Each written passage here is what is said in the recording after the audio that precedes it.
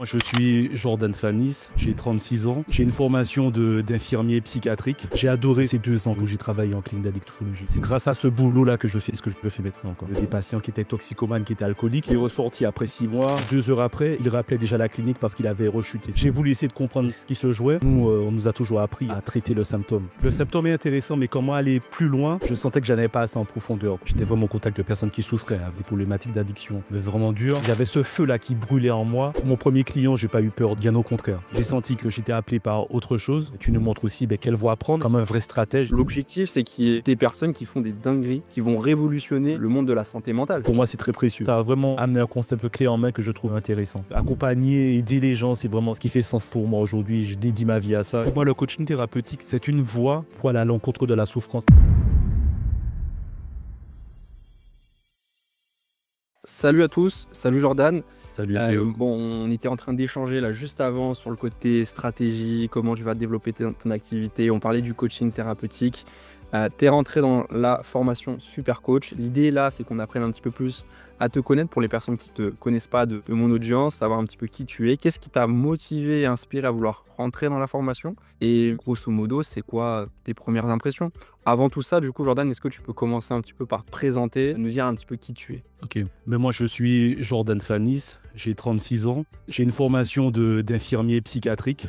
Donc, j'ai évolué dans ce métier pendant 10 ans. Et à la période du Covid, j'ai senti que j'étais appelé par autre chose. Pourquoi? Parce que pendant le Covid, j'ai travaillé pendant 2 ans dans une clinique d'addictologie où j'ai pris en charge des patients qui étaient toxicomanes, qui étaient alcooliques. Et je sentais que la prise en charge, que ce qu'on leur proposait, c'était plutôt quelque chose qui était en surface, mais qu'au fond, il y avait quelque chose qui était un peu plus pertinent. De le sens où il y a une expérience qui m'a beaucoup marqué, c'est un patient qui est resté pendant 6 mois dans la clinique où tout se passait bien. Donc il est ressorti après 6 mois et 2 heures après, il rappelait déjà la clinique parce qu'il avait rechuté. C'était un patient qui était alcoolique et moi, ça m'a touché parce que je me suis dit que pendant 6 mois, on lui offrait quand même une prise en charge qui était de qualité et 2 heures après, il rechute. J'ai voulu essayer de comprendre ce qui se jouait, donc j'ai proposé plein d'alternatives à la clinique et au final, tous les projets que j'avais proposés n'ont pas été retenus. J'ai senti au fond de moi que je pouvais faire plus.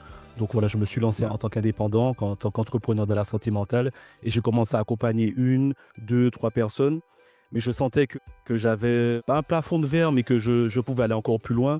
Mais je ne savais pas ce qui me manquait. Et c'est qu'au fur et à mesure de mon cheminement, dans mon accompagnement, j'ai compris qu'en dehors de ce qu'on propose aux personnes, qu'on allait traiter les symptômes, qu'il y avait quelque chose de plus profond. Et donc, quand j'ai commencé à m'intéresser à comment le symptôme est intéressant, mais comment aller plus loin, donc j'ai commencé à me documenter. Et c'est là que je suis tombé sur ton contenu, qui parlait de symptômes, mais aussi de causes profondes.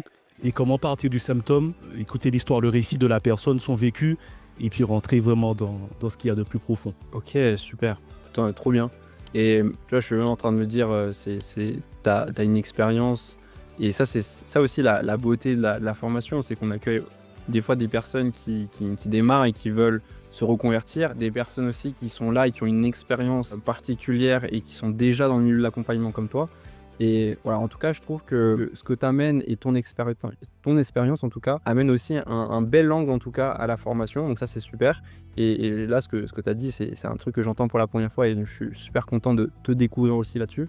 Toi, de ton côté, qu'est-ce qui finalement t'a donné envie de rentrer dans la formation? Tu disais qu'au début, tu as entendu que je partageais et que j'avais un message qui était vraiment tourné sur la cause profonde de ce qui génère les symptômes pour pouvoir du coup traiter ce qui est en profondeur plutôt que d'aller sur de la surface, parce que malheureusement il y a beaucoup d'expériences comme la tienne qui existent, de personnes qui disent j'ai fait un accompagnement où on a été comme traiter le symptôme, ça m'a fait du bien sur du court terme, mais sur du long terme ça tient pas vraiment. Toi, de ton côté, ça t'a donné envie de rentrer, mais mis à part ça, est-ce qu'il y a autre chose qui t'aurait donné envie de rentrer dans la formation? Ça me fait doucement sourire quand tu m'as demandé pourquoi j'ai voulu entrer dans la formation. Il y a eu un contenu qui est arrivé à moi, c'est quand tu parlais qu'avec notre expertise, qu'on peut toucher entre 2 000 et 5 000 euros. Donc c'est d'abord ça qui m'a parlé.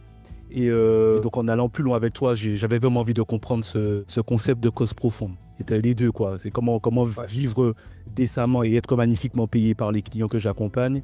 Et puis en deuxième temps, quand j'ai commencé vraiment à rentrer dans ton écosystème, c'est la cause profonde, parce que n'oublie pas, comme je t'ai dit, je suis infirmier psychiatrique de base, et que nous, on nous a toujours appris à traiter le symptôme. Et donc c'est vrai que quand je me suis lancé tout seul, voilà, avec toute mon expertise et quelques formations que j'ai eues, je sentais que c'était bien, hein, que les gens repartaient aussi avec un sentiment de bien-être, et que je sentais que j'allais pas assez en profondeur, quoi. Donc, Et ouais, effectivement, c'est cool. En plus, ça me parle beaucoup parce que tu viens d'un milieu que je connais, je vais pas dire très bien, mais quand même assez bien, dans le sens où j'ai accompagné moi aussi des personnes dans différents centres médico-sociaux, cliniques, hôpitaux, instituts. J'avais monté une association à l'époque dans laquelle vraiment on accompagnait, on menait des ateliers, justement, on en parlait juste avant, des ateliers, mais beaucoup plus destinés sur la santé physique et mentale, mais on faisait passer ça sous forme d'atelier. On était pris en charge par des centres de santé, parce qu'il y avait le côté à la fois ludique pour des résidents d'EHPAD, de maisons d'accueil spécialisées, d'hôpitaux ou des choses comme ça. Et en même temps, on accompagnait aussi. Enfin, surtout moi, en tout cas, j'étais passionné et inspiré par ça. Et d'ailleurs, j'ai monté plusieurs projets dans différents endroits comme ça. Donc ça me parle beaucoup, et c'est d'ailleurs là-dedans que j'ai rencontré ma compagne. Donc c'est vraiment un endroit que je connais bien et qui me plaît et qui m'a beaucoup plu et qui m'a vraiment amené à comprendre et amener vraiment d'un point de vue beaucoup plus sensé ce que je fais. Dans le sens où j'avais fait plein de formations, tout était très théorique, très intéressant. Mais dans le concret, quand tu as quelqu'un qui, dans un EHPAD, te dit « j'attends la mort, j'ai hâte qu'elle arrive », quand tu es dans ce milieu-là, tu es confronté à la souffrance tout le temps, quoi. ouais, carrément. Et pareil, dans des cliniques avec des personnes qui ont qui sont toxicos et qui sont alcooliques, ça, c'est hyper intéressant. Moi aussi, j'ai adoré ces 2 ans où j'ai travaillé en clinique d'addictologie. Quand je te dis que ça m'a nourri, mais c'est grâce à ce boulot-là que je fais ce que je fais maintenant, quoi.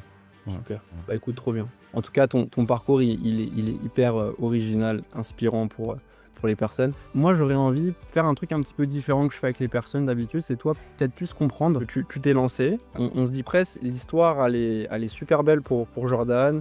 Il est face à une problématique, il entreprend directement, il avance, il a entendu un message qui lui parle, il est rentré dans la formation. Mais toi, peut-être, quand tu as démarré, avant qu'on se connaisse, qu'est-ce qui t'a permis de faire ce que tu fais? Et au-delà de ça, mais est-ce que tu as eu des freins, des peurs, des doutes à te dire que du coup, tu as fait un jour une première séance avec quelqu'un d'individuel? Qu'est-ce qui t'a amené à ça? Et est-ce que tu as eu des peurs et des freins à te lancer vraiment en séance individuelle avec quelqu'un? Non, mais moi je dirais que c'est le contraire, en fait. Comme je t'ai dit, j'étais vraiment en contact de personnes qui souffraient, hein, vraiment des problématiques d'addiction, mais vraiment dures. Mais moi, ce qui m'a permis de me lancer, où j'avais pas peur, c'est que c'est parti d'une frustration, parce que comme je t'ai dit, j'avais commencé à développer un projet dans cette clinique, et quand je l'ai proposé à l'équipe pluridisciplinaire, il n'a pas été retenu. Il faut comprendre que, comme je te dis, j'avais ce feu-là qui brûlait en moi, donc j'ai pas eu peur, et quand j'ai eu l'opportunité de tout arrêter, de me lancer en tant qu'indépendant, en tant qu'entrepreneur dans la santé mentale, j'avais vraiment le feu en moi, donc j'ai pas eu de peur et de doute. Les doutes et les peurs sont arrivés après. Mais mon premier client, j'ai pas eu peur, bien au contraire. Ok, t'avais surtout hâte et vraiment d'inspiration. Super. Ok. Parce que comme tout entrepreneur, je savais que j'avais une idée, que j'avais envie d'exploiter cette idée, puis même si c'était une personne que je pouvais commencer déjà à accompagner. Ouais, donc c'est hyper intéressant. En fait, moi, ce que je comprends, c'est que toi, tu as commencé vraiment aligné à une inspiration et tu as commencé petit plutôt que d'aller chercher à viser gros. Tu te dis, vas-y, je commence par un petit projet, un petit truc. Ok, c'est pas retenu. Bah, tiens, je vais accompagner une personne. Et petit à petit, là, tu as commencé à vouloir entreprendre de plus en plus grand. Ouais, ça part un peu dans tous les sens, mais à ce moment, tu as besoin d'outils vraiment pour être pertinent. Et comme on dit, les choses n'arrivent pas à hasard. Donc, ton contenu, je pense qu'il arrive au bon moment. Je ne sais pas s'il y a l'univers entendu, peut-être un souhait de ma part au plus profond de mon être, mais ta formation elle arrive au bon moment, quoi, entre guillemets. Trop bien. Bah, écoute, je suis hyper content. Toi, de ton côté, qu'est-ce qui t'a plu quand t'es rentré dans la formation? C'est quoi le truc le plus waouh ou les trucs qui te parlent le plus et qui t'ont vraiment nourri quand t'es rentré dans la formation? Moi, ce qui m'a beaucoup nourri, c'est que, outre l'aspect de la formation, je suis vraiment passionné de psychologie. C'est un geek, on va dire, un geek de psychologie. Et c'est la première fois que j'entendais un concept qui t'est cher, qui est la psychologie de la pertinence. Parce que la personne vit avec son histoire, il y a une pertinence dans son histoire, donc c'est cette pertinence-là qu'il faut suivre. Et moi, je vois ça un peu comme des petits cailloux que la personne nous donne, et puis c'est à nous d'avancer vers ces petits cailloux pour vraiment comprendre ce que l'histoire a à nous dire. Et puis, quand j'ai vraiment entendu la psychologie de la pertinence, de mon côté, qui dit geek, c'est-à-dire qu'il y a un travail personnel à faire. Donc, moi, de mon côté, j'ai vraiment été voir ce que ça veut dire, qui propose ce contenu, et puis essayer vraiment de comprendre. Parce que l'outil, tu donnes l'outil, mais je pense que quand on te donne un outil, c'est à toi de le travailler pour essayer un peu de l'appréhension, de la dextérité. Donc, moi, de mon côté, j'ai été comprendre ce que ça m'a ouvert un champ des possibles.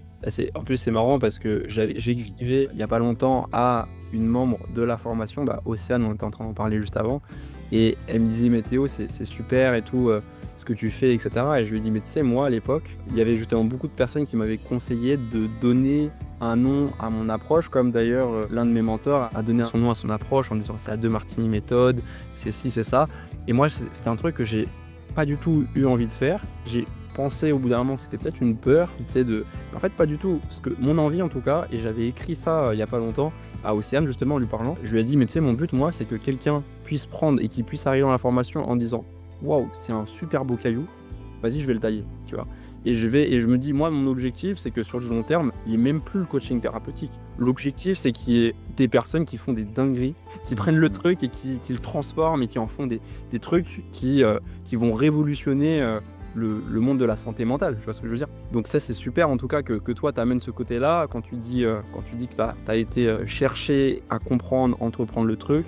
Moi, je vois chez toi vraiment quelqu'un qui va pouvoir masteriser les choses et ça me plaît vraiment énormément, quoi. C'est plus la mission aujourd'hui que j'ai moi en formation. Je vous fais une petite aparté que je trouve que le monde de l'entrepreneuriat, c'est vraiment un monde qui apporte de la valeur à l'humanité. C'est que tu as une idée, un concept, tu fais, essai, erreur, tu prends ce qu'il y a de bon et puis tu proposes ça comme service aux autres. Quand je suis tombé sur ce concept de la psychologie de la pertinence, ça a fait waouh. Encore, je te parle là, je sens que je suis un peu... Ça me touche parce que c'est vrai que accompagner, aider les gens, c'est vraiment ce qui fait sens pour moi aujourd'hui. Je dédie ma vie à ça et en tout cas, merci pour ce concept. Et ce qui est intéressant, c'est que quand tu débutes comme ça, tu sais pas parfois quoi poser comme question, ce que tu proposes, ce que tu partages dans ta formation. Ouais, c'est une clé en main, quoi. Tu as peur de commencer, mais tu as ça, tu peux aller par là. Telle personne te pose telle question, tu sais pas comment répondre. Donc ouais, tu as vraiment amené un concept clé en main que je trouve intéressant. Carrément. Ok, super. Merci.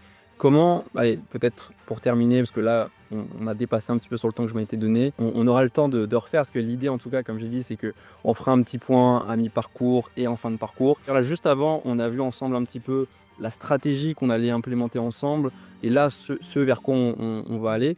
Comment est-ce que tu trouves, parce que du coup tu l'as compris, vraiment dans la formation il y a le côté non seulement j'enseigne et je transmets une approche d'accompagnement qui va vous permettre vraiment de pouvoir être pratiqué au quotidien et être utilisé pour transformer la vie des gens, mais en même temps il y a ce côté aussi comment je l'aligne à mon objectif pro, mes ambitions justement entrepreneuriales. Et là juste avant on a fait un petit check-up sur toi, qui tu es, quel est le processus unique que tu vas pouvoir créer justement grâce à la formation. Comment est-ce que tu trouves ces petites sessions, on va dire, mentoring? Ce que j'aime bien, c'est que déjà, on est déjà dans la formation, donc on a déjà une forme de proximité avec toi. Et on ne réinvente pas la roue, hein. Dans l'entrepreneuriat, dans le business, il y a des choses qui sont là, qui sont établies et qui fonctionnent. Donc, en fonction de ce qu'on apprend avec toi, cette proximité, tu nous montres aussi quelle voie prendre et puis quelles sont les étapes à mettre en place. Comme un vrai stratège, et A, B et C. Je pense que tu as compris, hein, dans le business, il y a déjà des choses qui sont très claires et tout. Donc, on n'y déroge pas, mais avec qui tu es, ta sensibilité, tu commences un peu à me comprendre. Parce que dans ces stratégies de business, il y a aussi des peurs dans lesquelles on peut se trouver. On comprend, mais il faut faire, quoi. C'est pas que rester dans sa tête. Il y a des choses à appliquer. Et ça j'aime bien. Ça, dans ce que je fais, ça me parle beaucoup. Ce mentorat-là que tu proposes, c'est précieux. Pour moi, c'est très précieux, ça. C'est aussi une volonté de ma part de prendre, on va dire, peu de personnes et de faire vraiment des cohortes, à peu près tous les 2-3 mois, de faire vraiment démarrer des groupes de 8 à 10 personnes grand max. Comme ça, il y a vraiment cette proximité qui s'installe et un suivi de qualité que je fais. En tout cas, je peux rajouter quelque chose qui me vient en tête. Et, je me répète déjà, mais c'est vrai qu'il y a coach, celui qui pose des questions, qui accompagne, mais derrière le coach, il y a la casquette de l'entrepreneur. Et c'est vrai que ta promesse est d'être être magnifiquement bien payé par ses clients et bien les accompagner. Donc la casquette d'entrepreneur, faut pas l'oublier, quoi. Bien sûr. Pas l'oublier. Ok, super. Bon écoute, merci en tout cas. Je suis presque un petit peu frustré, mais tant mieux, parce que ça va nous permettre d'avoir des échanges comme ça plus régulièrement et de meilleure qualité, entre guillemets, dans le sens où voilà, on va devoir couper là, parce que sinon je vais trop être en retard sur mes prochains rendez-vous de la journée. Pour conclure, allez, peut-être entre 2 et 3 mots max qui pour toi représentent, enfin qui, selon toi, entre guillemets, symbolisent le coaching thérapeutique ou t'inspirent? C'est deux mots, 3 mots spontanément qui te viennent quand tu veux parler du coaching thérapeutique. Pour moi, le coaching thérapeutique, c'est une voie pour aller à l'encontre de la souffrance de la personne qu'on a en face de nous. Je vais même rajouter quelque chose, c'est une voie, je ne vais pas dire directe, mais c'est une voie ou un chemin pour aller vers la souffrance de la personne qu'on a en face de nous. Ok. L'autoroute pour y aller. Voilà, Sans- t'as tout sans compris, détour. sans détour. Et du coup, amener une transformation profonde liée à ce qui appelle vraiment chez elle. Ok, super. Est-ce que tu aurais un message à faire passer à quelqu'un qui écoute cet échange et qui se dit ouais, franchement, Jordan, il m'inspire de fou à me lancer, à croire en moi, à proposer des projets comme lui l'a fait, à mettre en action des choses, mais je ressens de la peur, de l'hésitation, du doute. Le message que j'ai envie de passer, c'est quelqu'un qui a une idée, qui a envie d'entreprendre dans l'accompagnement, parce qu'on est des entrepreneurs de l'accompagnement, et qui cherche un outil clé en main, de ne pas hésiter. Parce que des formations, j'en ai fait beaucoup depuis que j'ai commencé, mais la tienne, elle est vraiment pertinente pour quelqu'un qui veut accompagner, qui veut faire des transformations, ni plus ni moins. Écoute, venant d'un geek comme moi, enfin comme toi, et comme moi du coup de la psychologie, ça me va droit au cœur. Merci beaucoup Jordan, merci pour cet échange et je te dis à très bientôt. Voilà, à bientôt Théo.